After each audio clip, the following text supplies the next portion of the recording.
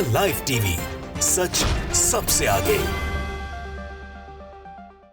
आप सब जानते होंगे कि नरेंद्र मोदी जी ने एक भाषण में जिस तरह की भाषा का इस्तेमाल किया 2 दिन पहले, उसका विरोध देश भर में हुआ। अंतर्राष्ट्रीय स्तर पर मीडिया ने उसे कवर किया, जिसके बाद जैसे बीजेपी के लिए एक नई मुसीबत खड़ी हो गई।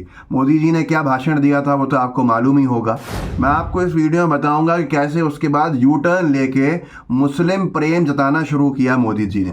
जो मोदी जी का भाषण था वो ये था, उसका अंशभाग के जो कांग्रेस की सरकार है, कांग्रेस की सरकार अगर बनती है तो ये पहला अधिकार संपत्ति पे देश की मुसलमानों को देना चाहते हैं, मुसलमानों को देने की बात करेंगे। जो लोग ज़्यादा बच्चे पैदा करते हैं, जो घुसपैठियां हैं, उनको देना चाहते हैं। बहुत ही स्तर नहीं मैच करता प्रधानमंत्री के पद का जिस तरह का बयान नरेंद्र मोदी जी का था। उसके बाद आलोचना की जो थी झड़ी लग गई। आलोचना एक बहुत बड़े स्तर पे हुई। हर किसी को विरोध में आके इसके ऊपर सफाई पेश करनी पड़ी, चाहे वो गोदी मीडिया के बड़े बड़े नाम हो, चाहे वो सुधीर चौधरी हो, चाहे वो कोई भी हो। हर एक ने कहा कि ये गलत है, बयान को मनमोहन सिंह जी के गलत कोट किया जा रहा है। लेकिन अब यू टर्न ले लिया गया है। यू टर्न ऐसा लिया गया है कि अलीगढ़ में सभा थी एक दिन बाद ही कल, और अलीगढ़ की सभा में मोदी जी ने अपने द्वारा किए गए मुसलमानों के हित में काम, मुस्लिम हितैषी बताने का काम किया। और ये कहा कि उन्होंने तो हज में सीटें बढ़वाएंगे, आम मुसलमान कैसे मेरा भाई बहन हज पे जाने का उनका आसान हो। हिंदुस्तान ने लिखा है इस पे कि जो बयान है प्रधानमंत्री जी का वो ये है कि पहले रसूखदार लोग ही हज जा पाते थे, मैंने क्राउन प्रिंस से बात करके हज का कोटा बढ़वाया। सरकार ने महिलाओं को बिना महरम हज जाने की अनुमति दी है। पीएम नरेंद्र मोदी अलीगढ़ रैली में। हिंदुस्तान ने लिखा है कि प्रधानमंत्री नरेंद्र मोदी ने अलीगढ़ में चुनावी रैली को संबोधित किया। पीएम ने कहा कि आज न सिर्फ भारत का हज कोटा बढ़ा है बल्कि वीज़ा नियमों को भी आसान बनाया गया है। सरकार ने महिलाओं को बिना महरम हज जाने की अनुमति भी दी है।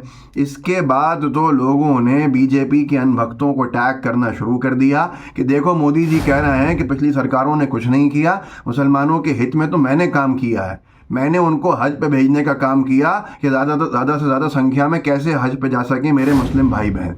तो ये सारी चीज़ें हैं कि इतना बड़ा यू टर्न लिया। वो अनभक्त जो एक दिन के लिए खुश हुए थे उनको समझ में आ गया है कि भैया ये बीजेपी के नेता तो ऐसे हैं कि ऐसा कोई सगा नहीं जिनको इन्होंने ठगा नहीं।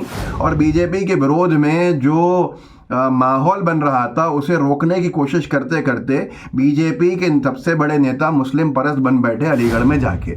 ऐसा यू टर्न इसकी ज़रूरत क्यों पड़ी है? जबकि कर्नाटक के चुनाव में अमित शाह जी कह रहे थे विधानसभा चुनाव में कि 4% जो मुस्लिम आरक्षण है उसको हमने छीन कर जो ओबीसी की दूसरी SC ST और OBC कम्युनिटीज़ हैं उनमें देने का काम किया। इतनी नफरत, इतनी घृणा मुस्लिम समुदाय से जिसके दम पर राजनीति की जा रही है, मोदी जी ने भी वही भाषा बोल दी। और जब मोदी जी ने वो भाषा बोली तो इतना बैकफायर करेगा कि मनमोहन सिंह जी जैसे साफ सुथरी छवि के सेकुलर नेता को एक सफल प्रधानमंत्री के ऊपर जो उन्होंने दागदार आरोप लगाए, उसके बाद तो भाई कोई भी ऐसा नहीं था कि उनके बयान को जो गलत ट्विस्ट करके मिसकोट करने का काम मोदी जी ने किया।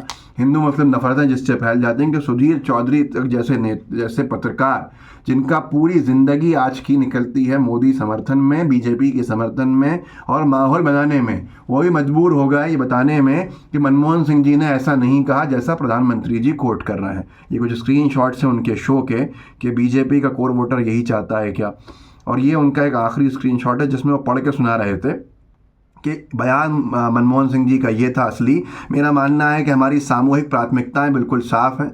ये प्राथमिकताएं हैं कृषि, सिंचाई और जल संसाधन, शिक्षा, बुनियादी ग्रामीण ढांचे में निवेश, सामान्य बुनियादी ढांचे में सार्वजनिक निवेश की ज़रूरतों के साथ साथ अनुसूचित जाति, यहाँ गौर करने की, ये सुधीर चौधरी ने सुनाया, अनुसूचित जाति और जनजाति के लिए घटक योजनाओं को पुनर्जीवित करने की आवश्यकता होगी।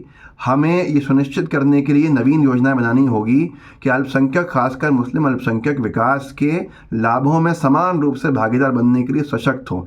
संसाधनों पर पहला दावा उनका होना चाहिए। किस किस का?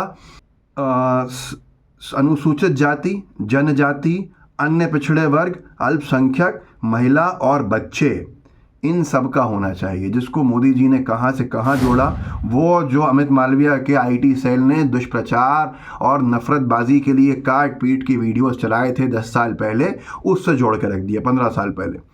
टाइम मैगजीन टाइम ग्रुप दुनिया का सबसे बड़ा मीडिया हाउस में से एक, जिसकी फॉलोइंग 19-20 मिलियन है ट्विटर पे और सब जानते हैं टाइम को।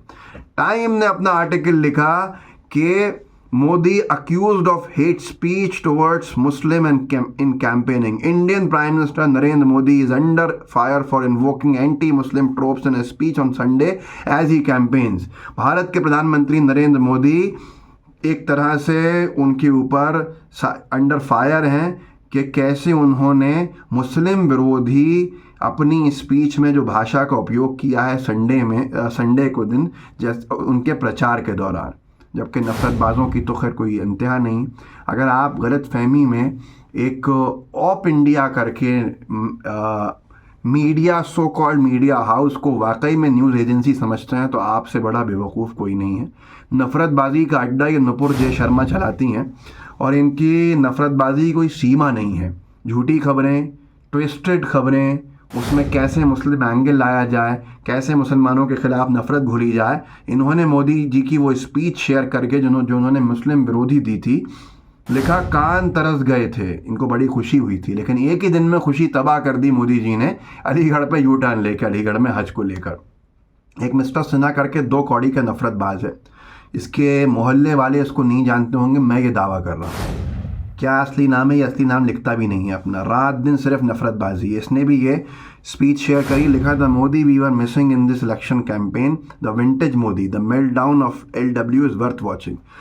वो मोदी जिसको हम मिस कर रहे थे इस इलेक्शन चुनाव प्रचार में, जो विंटेज मोदी, जो एक्चुअल मोदी हैं शुरुआत से, पुराने मोदी जो हैं, और वो स्पीच थी वही मुस्लिम नफरतबाजी की। ये हाल है इनका, जबकि इनको यू टर्न बहुत सी चीज़ों पर लेना पड़ा।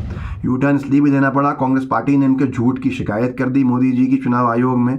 यहाँ तक के साफ तौर के ऊपर अभिषेक मनु सिंघवी जी ने तो ये चुनौती भी दे दी थी चुनाव आयोग को कि अगर एक्शन नहीं लिया मोदी जी के ऊपर तो हम सुप्रीम कोर्ट इस इशू को लेके जा रहा है। बहुत बड़ा एक तरह का विवादास्पद बीजेपी के लिए ये सिचुएशन बन गई है, जिसको लेकर अब क्या होगा आगे वो तो वही जाने।